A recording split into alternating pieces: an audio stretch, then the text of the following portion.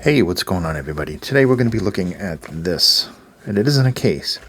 This is the TinHIFI C3 MKII. It's a full-size LCP diaphragm hi-fi earphone. You can see the specs right here. And you have a USB-C, a upgraded version, whatever that means, and a 3.52 pin. That's what I got, was a 3.52 pin. I'll find the specs online. Huge! Just for the cost of these. A huge freaking case. I mean, this case is humongous, and it says tin on the inside. Don't have anything in there. Have these units right here. I have this one right here, another old favorite from Tin, which also fits in here. And I also have two other ones from Tin that are in this category that I was comparing them to. Beautiful design. This one has the stars. I think this one is the carbon fiber, then the other one is more of a sparkle-like pattern. But very nice, that actually sparkles. So this is all resin. It's very comfortable. You can see by the nozzle, it's a little short nozzle. It should fit most ears, very comfortable. I think in general the series, the T and the C series are decently comfortable. The cable, well made. It's got metal fittings on each end. You know, metal in the middle here. So it's a little on the thin side.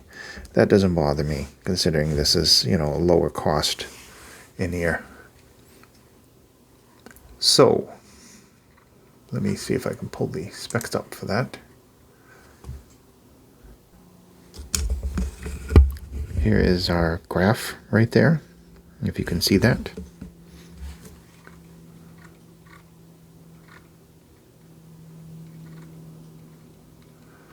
Okay, so we have a frequency response. That doesn't make any sense. These specs are horrible. Hold on, I'm going to find better specs. Okay, I'm going to just give up on those specs since nobody actually has them anywhere. All it does is say that it is a 10mm dynamic driver made of PU LCP diaphragm, weighs 4.1 grams, and then it goes on and on about comfort, and that's not specs, that's advertisement. So that really aggravated me, that's just, it wasn't a clear thing. Like even on the box, there's not a clear thing of the specs for this unit. I could find them for the old unit right here. So we're going to talk about this. How does this perform? And now that I'm off my notes because I spent 20 minutes looking for specs. Alright, so comfortable. I mean, it's that standard shape. Excuse me. It's that standard shape. So it's going to be comfortable for most ears. Like I showed you the nozzle and everything else. It's an ergonomic shape. It's been around for a while now. And this should fit 90% of people's ears. I found really good isolation and comfort with these for long use. Just using the stock tips, because that's how we test things, is with the stock tips. If it comes with more than one type of tip, we do that as well. I think that these fall in the category of something. These are like $50, I think. So these come in the category of a nice, balanced tuning. I think that overall you're going to find the sound just really, really natural. If we're talking about the lower end, the bass is warm and it's smooth, and it may not be the most articulate. I mean, we just did the Punch audio where I said the bass was really detailed and textured. This one is just kind of like a nice, smooth, kind of relaxed bass that comes in, which is highly enjoyable. There's nothing wrong with that whatsoever. Very, very deep sub-bass rumble in my ears, listening to different songs with different types of music, anything from metal to rock to hip-hop to pop, K-pop, stuff like that. Sub-bass, very, very good. Mid-bass, very good as well. There's a nice punch. There's a decent speed to it overall. I think that you can hear it. You can hear those drums kicking out. It sounds good.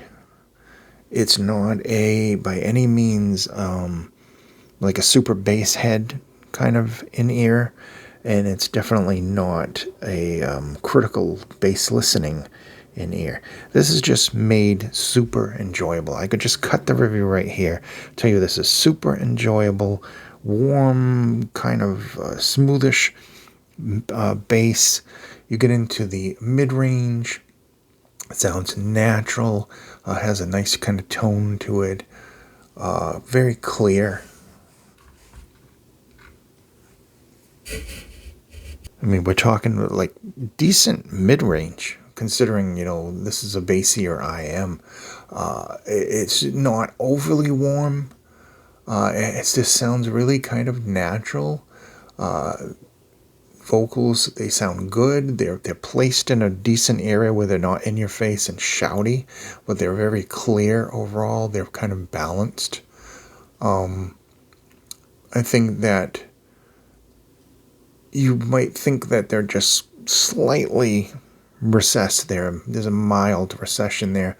But honestly, I think that the mid-range is very decent for something that is more bass-driven, more V-shaped kind of tuning. I think this is kind of like a smooth, kind of mature V-shape. Treble definitely has some nice kind of sparkle to it. There's a sharpness and a decent overall detail to that. I don't think that it's sibilant in any way. I think that it hits.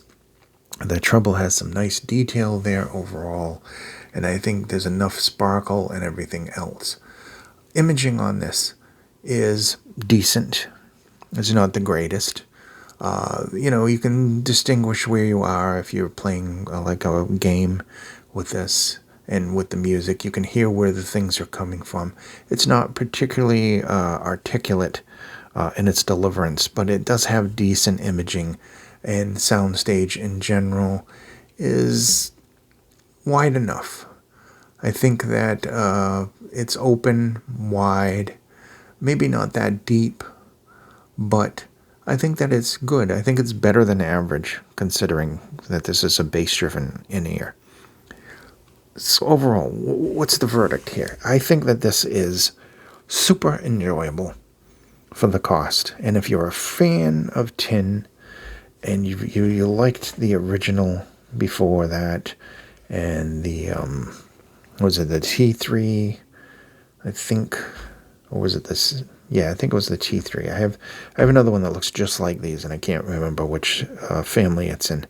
But it is very similar to this in every way. I think that particular one is my favorite. If I could find it, I would have it out here so we could do a side-by-side comparison. I think this one is a little less articulate than the original. I think that this one is just the bass is kind of mellowed.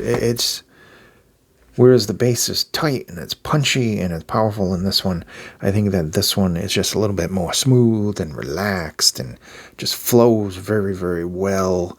Not so much boomy and muddy, but not particularly a very well detailed and full textured, full bodied kind of bass experience. Just a really enjoyable kind of sit back and wow, that's really decent kind of bass. That's all. So anyway, thank you so much for watching. This has been the C3 Mark II, and I'll see you in the next video. Be safe.